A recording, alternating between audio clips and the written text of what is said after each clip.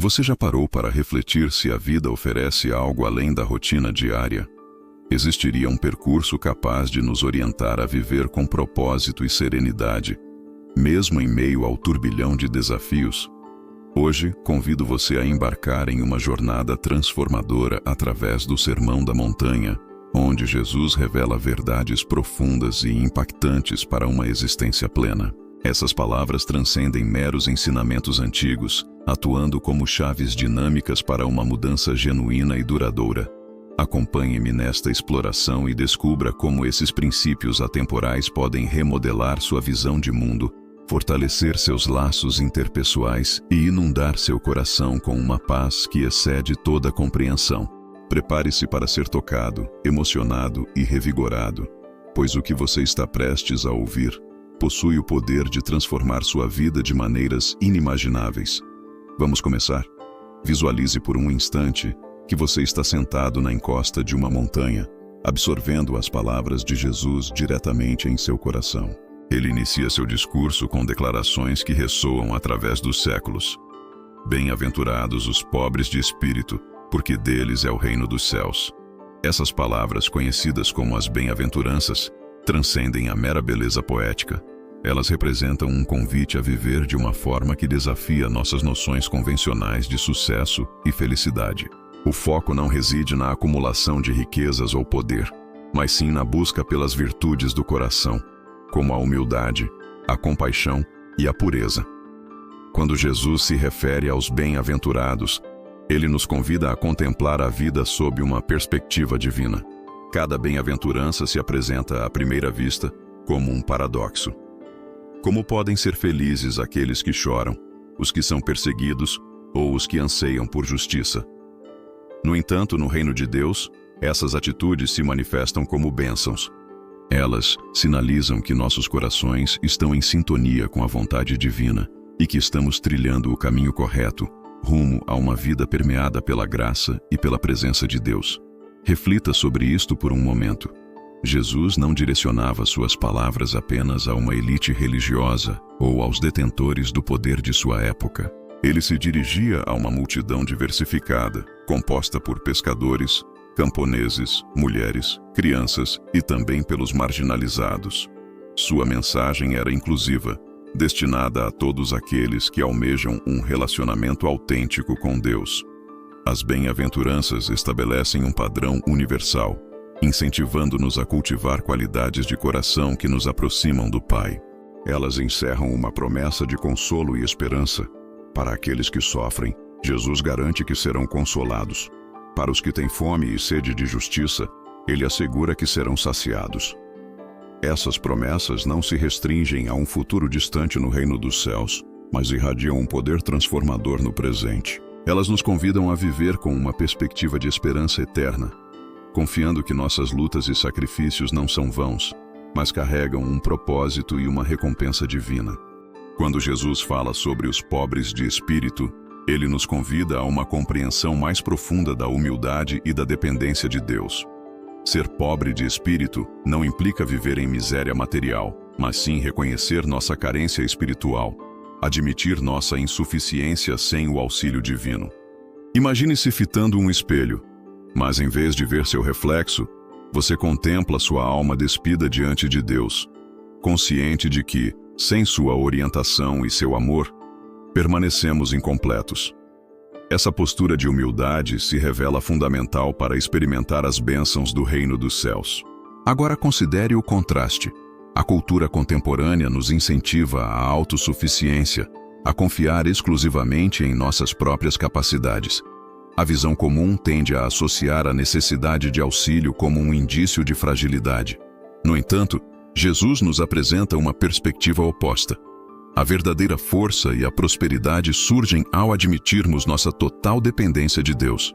Essa postura de modéstia não representa uma falta, mas sim um sinal de sensatez.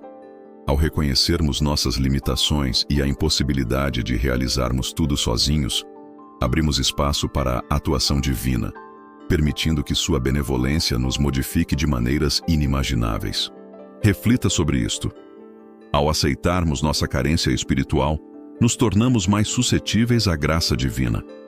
É como abrir as janelas da alma para permitir a entrada da luz solar. Aqueles que reconhecem sua necessidade de Deus são os que se mostram preparados para acolher o reino em suas vidas. Essa receptividade promove uma transformação em nós, levando-nos a valorizar o que é eterno em detrimento do que é efêmero, encontrando em Deus a essência do nosso verdadeiro ser e propósito. Jesus personifica essa humildade de forma exemplar. Sendo Deus, ele se fez homem e viveu entre nós, não como um monarca em um palácio, mas como um indivíduo comum, inserido no meio do povo. Sua trajetória foi uma demonstração vívida do que significa ser humilde de espírito. Ele evidenciou que a verdadeira grandeza não se origina de posição ou poder, mas sim de uma vida vivida em total dependência e submissão a Deus. E ele nos convida a seguir essa mesma trilha, a nos enxergarmos como realmente somos, a nos despojarmos do orgulho e a almejarmos sermos moldados à imagem de Cristo. Jesus também direcionou críticas contundentes à religiosidade superficial, aquela que se concentra em aparências externas e na autossatisfação espiritual. Aqueles que se consideram justos e autossuficientes estão distantes da bênção que Deus oferece. A verdadeira bênção, conforme ensinado por Jesus, somente pode ser encontrada através da graça divina. É um lembrete impactante. As fachadas podem ser enganosas, mas Deus observa o coração e busca aqueles que reconhecem sua dependência dele. A humildade configura um percurso de aprimoramento contínuo. Não se trata de uma condição que alcançamos e permanece imutável, mas sim de um processo constante. Reconhecer nossa dependência, permitir que Deus nos molde e buscar evoluir na semelhança de Cristo a cada dia. Cada amanhecer representa uma nova chance de renovarmos nossa humildade, de recordarmos que sem Deus somos desprovidos de valor e de nos apoiarmos cada vez mais em sua orientação e graça. Ademais, a humildade também exerce uma influência transformadora em nossas interações com o próximo. Ao reconhecermos nossa própria carência de benevolência, nos tornamos mais compassivos e compreensivos diante das falhas e necessidades alheias. Constatamos que todos compartilhamos da mesma condição, dependendo da graça divina. Isso fomenta uma comunidade de afeto, compreensão e amparo mútuo, onde a compaixão emana naturalmente de corações que experimentaram a dependência de Deus. Ser humilde de espírito transcende uma simples bem-aventurança, representando um estilo de vida. É um caminho que conduz à verdadeira prosperidade e transformação espiritual. É um convite para abandonarmos a autossuficiência e abraçarmos a graça divina, permitindo que Deus realize em nós aquilo que somos incapazes de fazer por conta própria. É um chamado para vivermos em humildade, buscarmos a Deus em todas as situações e permitirmos que seu amor e graça transformem cada aspecto de nossa existência. Você se sente pronta para trilhar esse caminho de humildade e dependência de Deus? Pois é nessa jornada que encontramos a verdadeira riqueza do reino dos céus. Discorrer sobre o luto e o consolo no contexto das bem-aventuranças é abordar um dos aspectos mais sensíveis da experiência humana. Jesus declarou: "Bem-aventurados os que choram, pois serão consolados." Essa afirmação ultrapassa a compreensão convencional do luto, abrangendo um espectro mais amplo de sofrimento e dor, tanto a dor causada por perdas tangíveis, quanto a aflição espiritual, que se manifesta através da angústia provocada pelo pecado e pelo distanciamento de Deus. É como se Jesus quisesse nos transmitir que o reconhecimento de nossa inerente fragilidade e imperfeição constitui o ponto de partida para vivenciarmos a graça transformadora que emana do divino. O luto ao qual ele se refere denota um coração receptivo e sensível à realidade da condição humana em sua totalidade. Ao expressarmos nosso pesar por perdas, transgressões ou pelo sofrimento generalizado no mundo, estamos, em essência, permitindo que essa vulnerabilidade nos aproxime da presença de Deus. Em momentos de profunda tristeza e abatimento, a compaixão divina se revela de maneira mais palpável. Longe de nos abandonar em meio à dor, Deus nos oferece um amparo que transcende qualquer explicação humana, uma serenidade que ultrapassa o entendimento e uma restauração que somente Ele é capaz de proporcionar. O próprio Jesus vivenciou o luto e a tristeza em sua jornada terrena.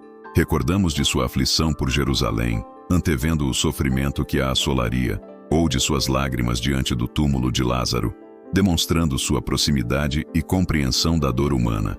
Esse exemplo não apenas nos conforta, mas também nos inspira a seguir seus passos, demonstrando uma genuína empatia pela condição humana. Jesus nos ensina a não evitar a dor, mas a enfrentá-la com a esperança revigorante da consolação divina. Quando lamentamos nossos pecados e sentimos o peso de nossas falhas, trilhamos o caminho da redenção.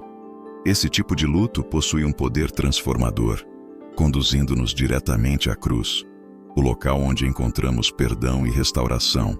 Cada lágrima vertida em arrependimento se configura como uma prece, e Deus responde a essas súplicas com graça, misericórdia e uma nova perspectiva de vida. Essa bem-aventurança não se limita ao nosso sofrimento individual, mas nos convoca a exercer compaixão para com o próximo, a compartilhar o luto daqueles que sofrem e a carregar os fardos uns dos outros. Diante da injustiça, da dor e do sofrimento no mundo, nossos corações devem se condoer. Essa tristeza pelo estado do mundo se manifesta como uma forma de oração, um clamor por justiça e pela concretização do reino de Deus na terra, impulsionando-nos a agir como instrumentos de consolo e agentes de transformação em nossas comunidades. Na comunidade de fé, encontramos uma expressão tangível da consolação divina. Ao compartilharmos nosso luto e recebermos apoio e compreensão, experimentamos o amor de Deus através do próximo. Nesses momentos de união e amparo mútuo, somos fortalecidos para prosseguir em nossa jornada espiritual. Não fomos chamados para carregar nossos fardos sozinhos, mas sim para compartilhar e permitir que a graça divina flua através da comunidade, promovendo cura e restauração. A consolação divina se apresenta como um processo contínuo, não como um evento isolado.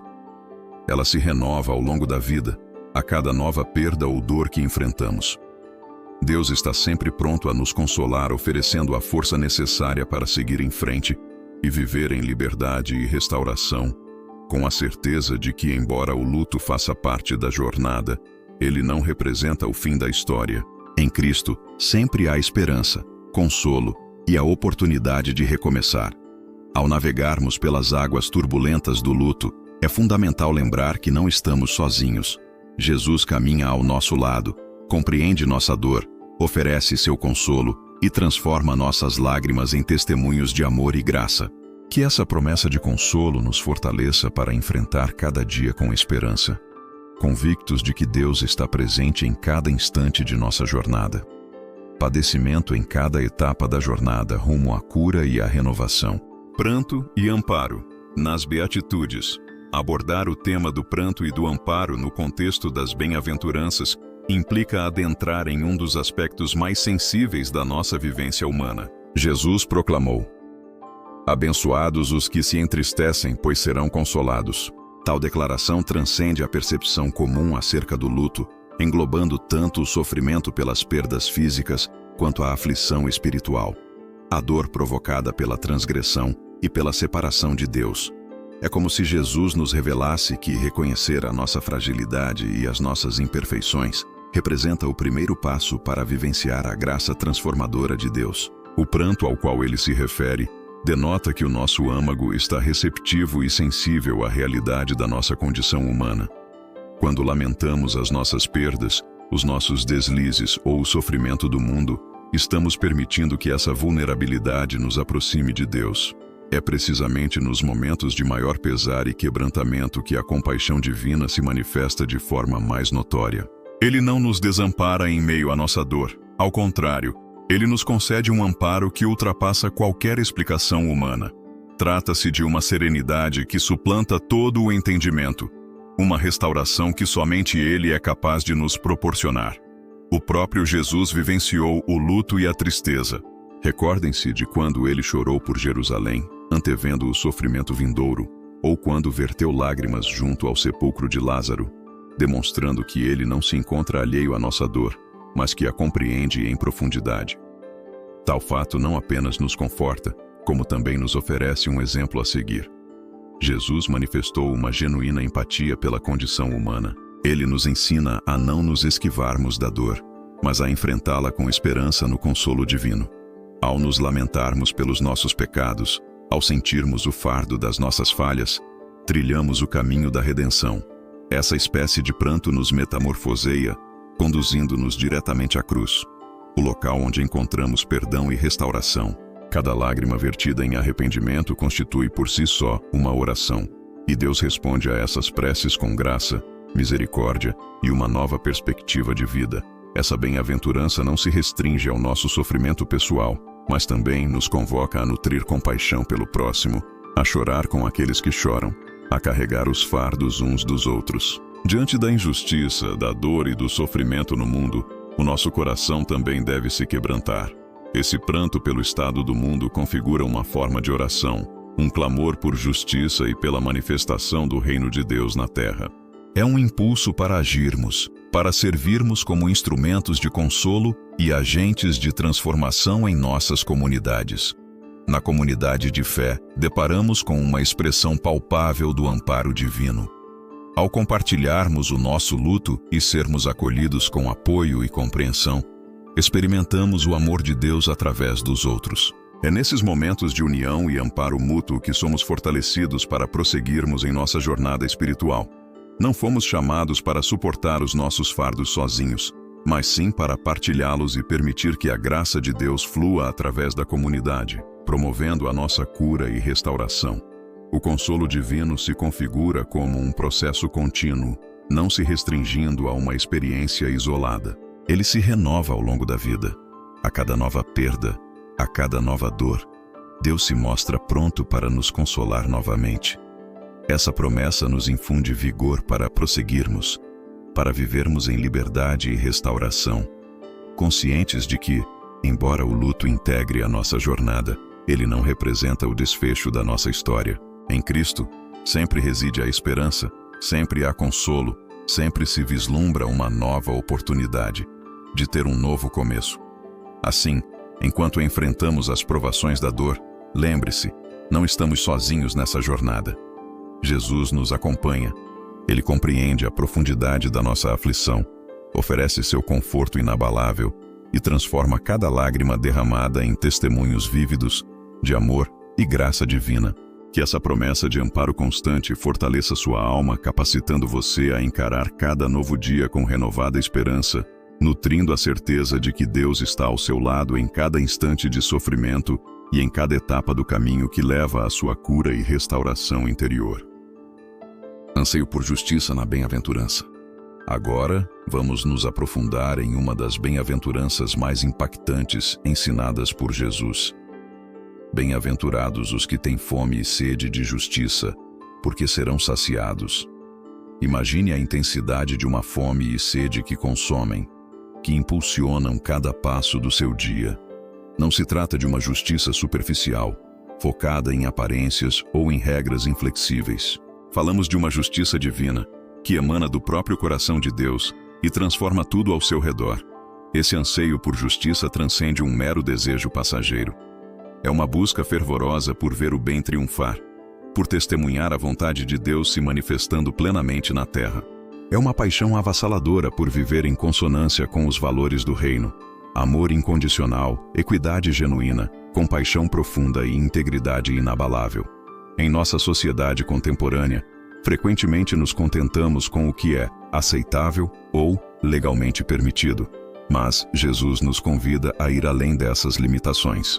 Ele nos desafia a buscar uma justiça que penetra o âmago do ser, que não se acomoda com a superficialidade, mas que luta incansavelmente pelo que é correto e verdadeiro.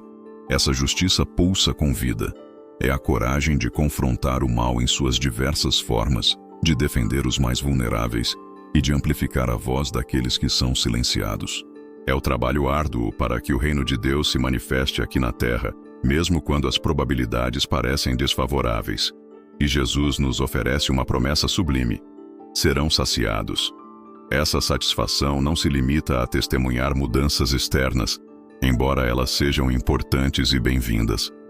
Ela reside principalmente na certeza de que estamos alinhados com o propósito eterno de Deus. É uma alegria que transcende as circunstâncias passageiras, uma paz interior que nos fortalece mesmo quando o mundo ao nosso redor parece mergulhado em injustiça. Jesus personificou o anseio por justiça em sua plenitude. Ele confrontou a hipocrisia com veemência, defendeu os oprimidos com fervor e acolheu os marginalizados com amor incondicional. Sua vida foi uma demonstração constante de justiça em ação, e ele nos convida a seguir seus passos. No entanto, um elemento crucial não pode ser negligenciado. Justiça desprovida de misericórdia não é verdadeira justiça. Buscar a justiça implica também praticar a graça. É reconhecer que todos nós necessitamos da graça redentora de Deus e, portanto, devemos estender essa mesma graça aos outros. Essa fome e sede de justiça não apenas molda nosso caráter, mas também exerce um impacto transformador no mundo ao nosso redor. É um chamado para sermos agentes de mudança, para vivermos de maneira a inspirar transformações positivas, semeando o bem onde a dor e a injustiça antes prevaleciam. Essa pureza não se trata de uma conquista individual, alcançada por meio de nossos próprios esforços. Ela é, antes, um presente da graça divina, o resultado contínuo da atuação do Espírito Santo em nosso interior. É como abrir as portas da alma, permitindo que a luz divina penetre e revitalize cada recanto, por mais escondido que esteja. Quando nos empenhamos em cultivar um coração puro, algo transcendental acontece. Passamos a testemunhar a presença de Deus, não apenas em visões etéreas e distantes, mas no cotidiano da vida, no sorriso de uma criança, no espetáculo do nascer do sol, no conforto de um abraço sincero, na palavra que acalma a alma. Essa promessa é extraordinária. Contemplaremos a face de Deus, não somente em um futuro distante, na eternidade, mas aqui e agora, em cada instante em que nossos corações estiverem em sintonia com o coração divino. A pureza do coração amplia nossa percepção espiritual, capacitando-nos a discernir a ação divina em todas as coisas, a sentir sua presença e a ouvir sua voz suave que nos guia. Essa pureza se manifesta no mundo através de atitudes nobres. Indivíduos com corações puros amam sem esperar algo em troca, perdoam incondicionalmente, servem sem buscar reconhecimento. São essas pessoas que fazem a diferença, irradiando a luz divina em seus semblantes. A pureza de coração é como um farol que dissipa as trevas do mundo, uma vida que expressa o amor de Deus de maneira tão genuína que transforma o ambiente ao seu redor. Contudo, sejamos honestos. Trilhar o caminho da pureza não é tarefa simples. Vivemos imersos em um mar de distrações, tentações e influências negativas. Por essa razão, devemos estar atentos aos nossos pensamentos, desejos e motivações que impulsionam nossas ações. Jesus nos convida a uma profunda reflexão, indagando: o que tem ocupado meu coração? Minhas intenções refletem o amor divino ou os valores do mundo? A busca pela pureza é um compromisso diário, uma escolha consciente de irradiar luz, mesmo quando as trevas parecem mais atraentes. É a decisão de perdoar, mesmo quando o orgulho se manifesta com veemência. É a busca incessante pela verdade, mesmo quando a falsidade parece mais conveniente. A recompensa dessa jornada é sublime.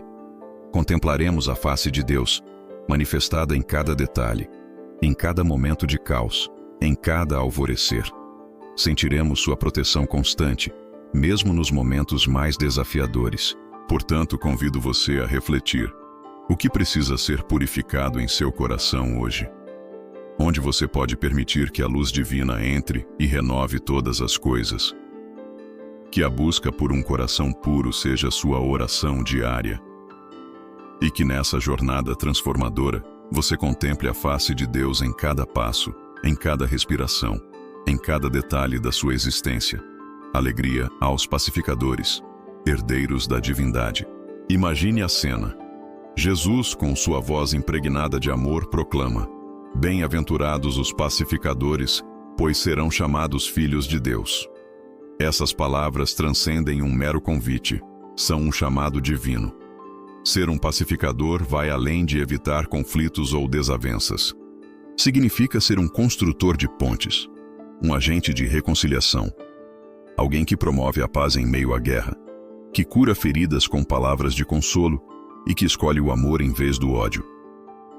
No mundo contemporâneo, ser um pacificador é um ato de bravura, Uma atitude que desafia a correnteza da ira, da divisão e da indiferença. É declarar: eu me recuso a alimentar o conflito. Serei um farol de esperança em meio à escuridão. Um pacificador não é alguém ingênuo. Ele reconhece o caos, sente a dor e presencia a injustiça. No entanto, mesmo diante desse cenário sombrio, ele se mantém firme no propósito de promover a paz, guiado pela compaixão e pela esperança. Portanto, ele opta pela paz. Ele procura a conciliação onde muitos dariam primazia ao ego. Ele oferece perdão onde a maioria preferiria a vingança. Ele estende a mão onde tantos escolheriam a exclusão. E observe a promessa de Jesus: estes serão designados filhos de Deus. Não se trata meramente de um título atraente, mas sim de uma identificação celestial genuína. Ser considerado filho de Deus implica possuir o DNA do Criador. Significa ser reconhecido como alguém que vivencia os princípios do reino, que irradia amor, compaixão e clemência, tanto no olhar quanto nas ações. A postura de um pacificador não se traduz em passividade, nem em ignorar a existência do mal. Consiste em confrontar o mal com a bondade. Implica na busca por justiça permeada de amor. Consiste em empreender todos os esforços para restaurar o que foi danificado. É proclamar: eu opto por perdoar. Eu opto por construir e não por destruir. Eu opto por reconciliar em vez de dividir. Cada manifestação de paz que você semeia representa uma semente no jardim de Deus. É como se, a cada expressão de afeto, cada abraço cordial, cada ato de reconciliação, Deus confidenciasse ao seu coração: minha filha, você personifica a minha imagem viva no mundo. E não é necessário realizar feitos extraordinários. Um gesto de compreensão, um pedido de desculpas, um sorriso dirigido a alguém que está triste. Tudo isso configura a essência de um pacificador. É viver como um filho amado de Deus, refletindo a paz que emana do céu. Assim questiono: em quais situações você pode desempenhar o papel de pacificador hoje? Quem necessita do seu perdão, da sua mensagem de paz, do seu gesto de reconciliação? Escolha ser uma ponte. Escolha ser um abraço. Escolha ser uma voz suave em meio à turbulência. E recorde: os pacificadores são filhos de Deus. E essa representa a maior honraria que podemos almejar. Perseguição por justiça nas bem-aventuranças. Agora vamos abordar uma das bem-aventuranças mais desafiadoras e, simultaneamente, uma das mais profundas. Jesus nos ensina: bem-aventurados os que são perseguidos por causa da justiça, pois deles é o reino dos céus. A ideia de ser perseguido. Essa palavra evoca receio, não é verdade? Ninguém almeja experimentar rejeição, críticas ou exclusão. No entanto, Jesus nos revela que, ao defendermos o que é correto, ao nos posicionarmos em defesa da verdade, ao nos unirmos à causa da justiça, mesmo que o mundo nos repudie, Deus nos acolhe de braços abertos. Ser alvo de perseguição por defender a justiça não implica em semear discórdia ou impor a própria vontade por orgulho. Significa defender aquilo que agrada a Deus, mesmo diante de adversidades. É afirmar: eu opto pelo que é certo, mesmo que isso me custe algo. É dar voz àqueles que são silenciados. É agir com retidão, mesmo quando todos ao redor escolhem o caminho mais conveniente. Reflita sobre a trajetória de Jesus. Ele foi perseguido por confrontar as injustiças. Ele desafiou os poderosos, amou os marginalizados, perdoou os rejeitados. E, em decorrência disso, foi crucificado. Contudo, o que aparentava ser uma derrota se transformou na maior vitória. Ele abriu as portas do reino dos céus para todos nós. É essa a mensagem que Jesus deseja transmitir. Se você é perseguido por optar pela verdade, pela justiça, pelo amor, o reino dos céus é seu. Eu estou ao seu lado. É como se Deus proferisse: eu testemunho a sua coragem. Eu honro a sua lealdade. Eu estou ao seu lado. Ser perseguido em nome da justiça significa carregar as marcas de Cristo. É um indicativo de que você está trilhando o caminho correto. É recordar que não estamos sozinhos. Os profetas foram perseguidos. Os discípulos foram perseguidos. Jesus foi perseguido. No entanto, todos foram acolhidos pelo amor do Pai. Tenho plena consciência de que nem sempre é uma jornada fácil.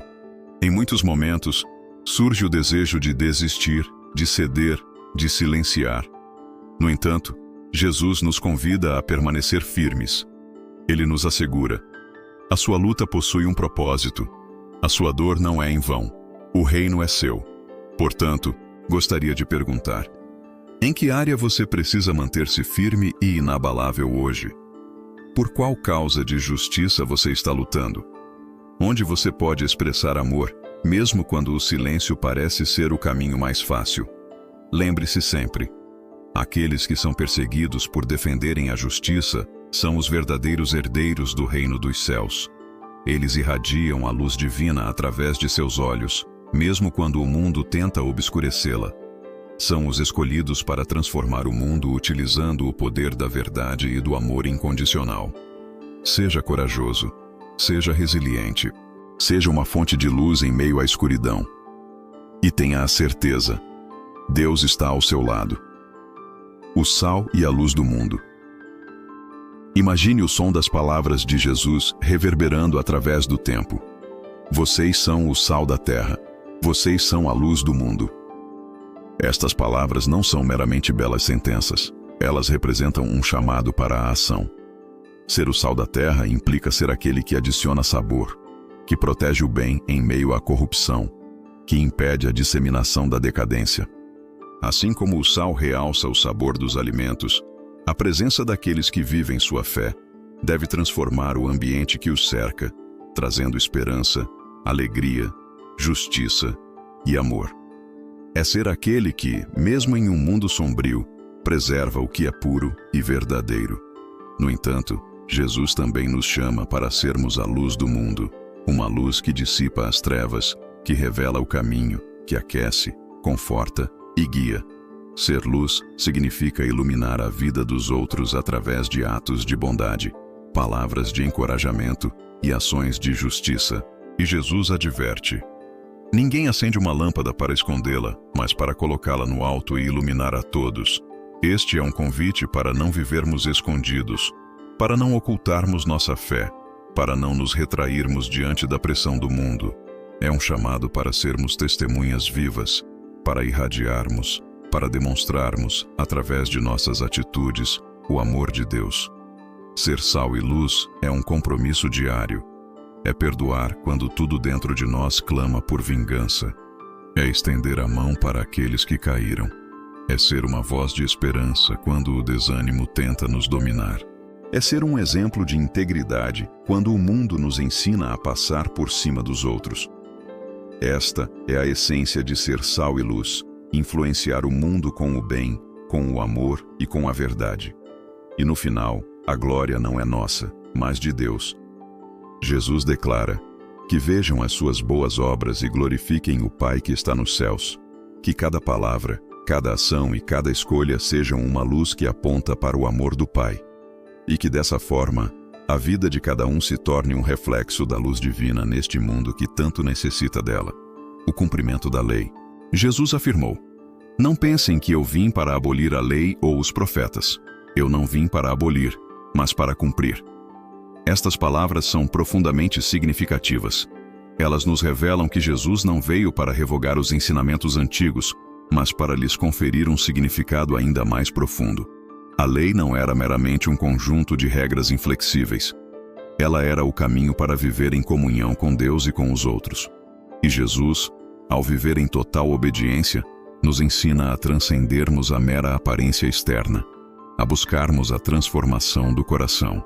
Cumprir a lei significa viver com um propósito verdadeiro. Não basta seguir normas por obrigação, mas compreender o espírito da lei. Amar a Deus, amar o próximo, ser misericordioso e ser justo. Jesus nos convida a uma obediência que emana do amor, e não do medo. Ele demonstrou que a verdadeira justiça não consiste em fazer o mínimo necessário para agradar a Deus, mas em buscar um relacionamento mais profundo com Ele e com os outros. Um coração sem artifícios, que anseia por praticar o bem motivado pelo amor ao Pai. Observar a lei significa viver de um modo que espelhe o caráter de Deus. demonstrar benevolência, compaixão, honestidade e humildade. Além disso, Jesus nos recorda que a observância da lei não é uma conquista solitária. É Ele quem nos concede a capacidade de viver dessa maneira, pois Ele personifica a justiça em sua forma mais perfeita. Ao depositarmos nossa fé em Jesus, somos convocados a alinhar nossas vidas com a vontade divina, não como um fardo pesado, mas como uma jornada de liberdade e afeto. Em última análise, vivenciar os ensinamentos de Jesus implica compreender que a verdadeira obediência não se resume ao cumprimento de normas, mas sim à transformação do coração, para que nossas ações, palavras e pensamentos se tornem um reflexo da presença de Deus em nós. Ensinamento sobre o rancor. Jesus proclamou: Vocês ouviram o que foi dito: não matarás. Contudo, eu lhes digo: todo aquele que se irar contra seu irmão estará sujeito a julgamento.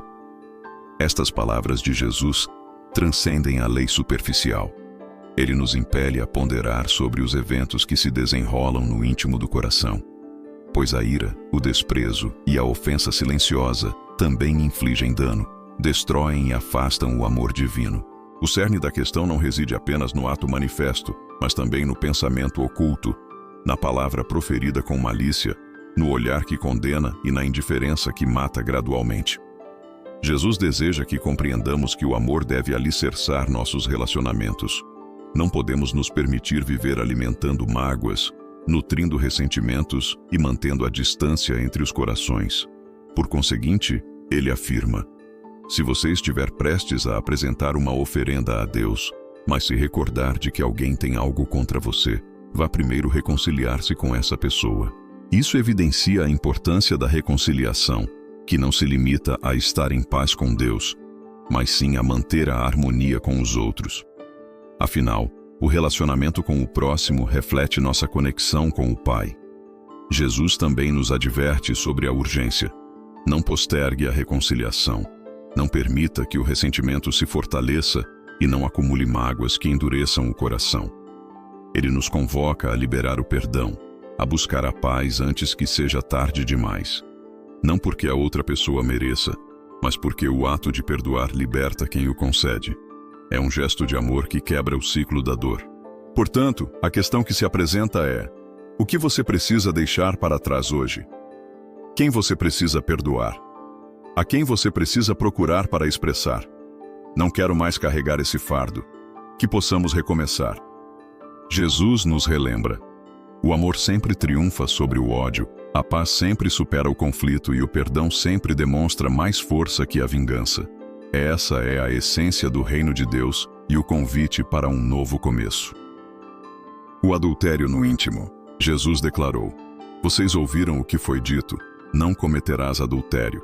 Contudo, eu lhes digo: qualquer um que olhar para outra pessoa com desejo, já adulterou com ela em seu coração. Estas palavras servem como um espelho para a alma, convidando-nos a refletir sobre algo muito mais profundo do que o simples comportamento externo. Pois o pecado não se inicia com o ato em si, mas sim no pensamento, no desejo desenfreado e na intenção oculta. Jesus nos ensina que a pureza transcende as ações físicas, abrangendo aquilo que permitimos florescer em nosso interior.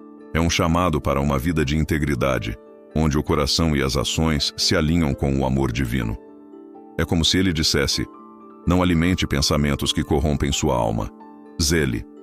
A pureza reside naquilo que você acolhe em sua alma. Cultive a integridade, mesmo nos recônditos mais íntimos dos seus pensamentos. Essa pureza não representa uma perfeição inatingível, mas sim uma busca constante por uma existência desprovida de falsidade e disfarces. Trata-se de escolher, a cada dia, nutrir a mente com sentimentos de afeição, respeito e benevolência, em vez de permitir que ela seja dominada por desejos egoístas. Jesus também nos ensina sobre a importância de agirmos de forma radical para salvaguardar nosso coração. Se algo te leva a tropeçar, afaste-se. Se um pensamento te distancia de Deus, corte-o pela raiz. Essa orientação não se refere à automutilação física, mas sim à tomada de decisões conscientes. Significa desligar uma tela, encerrar uma conversa ou evitar situações que nos induzem ao pecado. É optar por viver em santidade, mesmo quando o mundo nos convida a trilhar o caminho oposto. A pureza que Jesus nos convida a buscar não se traduz na ausência de tentações, mas sim na decisão de não sucumbir a elas. É confiar que o amor divino é mais forte do que qualquer desejo passageiro. É ter em mente que cada pensamento impuro tem o potencial de corromper o coração, mas também que cada escolha em prol da pureza representa um passo em direção à luz. Que a nossa oração diária seja: Senhor, purifica meu coração, que meus pensamentos reflitam o teu amor e que minha vida seja um testemunho da tua graça. Juramentos e a honestidade. Jesus proferiu: Não jurem de forma alguma, nem pelo céu, pois é o trono de Deus, nem pela terra, pois é o estrado dos seus pés. Que o seu sim seja sim e o seu não seja não. O que ultrapassa isso vem do maligno. Essas palavras nos ensinam uma lição poderosa e libertadora. Não necessitamos de grandes promessas ou juramentos para sermos pessoas íntegras. O que o Pai almeja de nós é um coração honesto, onde a palavra proferida possua o mesmo valor de um contrato assinado, onde não necessitamos nos justificar excessivamente, pois nossas ações falam por nós. Com frequência, em nosso cotidiano, tentamos enfatizar nossas palavras com expressões como "eu juro por Deus" ou "eu prometo de verdade". Contudo, Jesus nos convida a um padrão superior. Falem a verdade, sempre. Permitam que suas vidas sejam transparentes, que suas palavras sejam tão firmes que dispensem garantias adicionais. A verdadeira honestidade emana de um coração que reconhece que Deus observa tudo, que compreende que as palavras carregam peso e acarretam consequências, que vive sem a necessidade de juramentos, pois já vive em aliança com a verdade. Jesus nos adverte: não criem fachadas, não professem uma coisa e vivam outra, não discursem belamente e ajam de maneira diferente. Ele nos convida a uma vida onde a palavra é simples, límpida e honesta, onde o sim significa sim e o não significa não, onde não há espaço para a fraude, para a inverdade parcial ou para o jeitinho, pois ao vivermos dessa forma, refletimos o coração de Deus, que é a própria verdade, e nossa existência se torna um testemunho vivo de fé, caráter e amor. Cada palavra que proferimos se transforma em um compromisso de integridade, e o mundo percebe: ali está alguém que expressa o que pensa e vive de acordo com o que diz. Essa é a essência do reino: ser verdadeiro, mesmo que isso acarrete um preço elevado; ser honesto, mesmo que seja desafiador; ser transparente, mesmo quando o mundo nos incentiva a disfarçar. É nisso que Deus se deleita, e é nesse caminho que Ele nos convida a trilhar, com coragem, com fé e com a certeza de que a verdade sempre prevalece. Bloco 15. Resistência ao mal e amor aos inimigos. Jesus ensinou: amem os seus inimigos e rezem por aqueles que os perseguem. Não resistam à pessoa má. Se alguém lhe der um tapa na face direita, ofereça-lhe também a outra face. As palavras de Jesus são inegavelmente provocadoras. Elas nos desalojam da comodidade, convocando-nos a um percurso radical de afeto e doação. Isso porque a sociedade nos instrui de forma oposta. Se alguém lhe causar dano, retribua o ataque. Se alguém lhe insultar, revide com intensidade superior. Contudo, Jesus nos apresenta algo inovador: amar até mesmo aqueles que nos prejudicam, interceder por aqueles que nos hostilizam, responder à animosidade com benevolência, triunfar sobre o mal com o bem. Não é uma tarefa simples, reconheço. No entanto, é este o elemento que transforma a realidade. É este o fator que interrompe o ciclo da violência e nos converte em autênticos filhos de Deus. Jesus está nos transmitindo: se alguém lhe ferir, não fomente o ressentimento. Se alguém lhe perseguir, não almeje vingança. Em vez disso, contemple essa pessoa com a perspectiva divina e ore por ela. Pois o amor ensinado por Jesus não se equipara ao amor condicional praticado no mundo, mas sim ao amor que concede perdão, mesmo quando o outro não o merece, que concede bênçãos mesmo diante da desconsideração, que eleva preces, mesmo quando o coração se encontra magoado. É essa modalidade de amor que opera a metamorfose do ser humano. É essa afeição que promove a cura, a restauração e a libertação. É esse amor que nos aproxima da semelhança com o Pai. E quando manifestamos amor dessa forma, estamos comunicando ao mundo: não sou um escravo do ódio. Sou livre para amar, mesmo quando isso acarreta dor, pois o amor de Deus transcende qualquer ofensa. Este é o convite proposto por Jesus: experimentar uma existência que se eleva acima da mediocridade, uma jornada que não responde com violência, mas que oferece o amor como ferramenta de cura e transformação. Não é fácil, mas é viável quando o Espírito Santo nos fortalece. Que nossa súplica seja: Senhor, conceda-me um coração capaz de amar à semelhança do Teu. Instrua-me a perdoar, a abençoar, a interceder, mesmo quando tudo em meu ser clama pelo contrário. Afinal, apenas o amor é capaz de vencer o mal. E é por meio do amor que encontramos a verdadeira liberdade. Se esta mensagem tocou seu coração, eu te convido a refletir ainda mais sobre esses ensinamentos e a compartilhar este vídeo com as pessoas que você ama. Espalhar essas palavras pode transformar vidas e, quem sabe, pode ser o sopro de esperança que alguém está precisando hoje. Aproveite e se inscreva no canal para receber novos conteúdos que vão fortalecer sua fé, inspirar seu coração e te ajudar a crescer na sua jornada espiritual. Deixe também o seu comentário aqui embaixo. Me conta, como essa palavra falou com você? O que Deus trouxe ao seu coração através desse vídeo? Quero muito saber como essa mensagem tocou a sua vida. Se você chegou até o final deste vídeo, saiba que isso é muito especial. Isso mostra que você tem sede de Deus, que está comprometido em buscar mais dele e em viver uma vida alinhada ao propósito que ele tem para você. Isso é raro e é precioso. Lembre-se, o aprendizado espiritual não é uma linha de chegada, é uma jornada. Uma caminhada de fé, de amadurecimento, de encontros profundos com Deus. E antes de ir, eu te convido a escrever aqui nos comentários: eu estou mais perto de Deus. Assim, saberei que você chegou até aqui e está caminhando comigo nessa jornada de fé.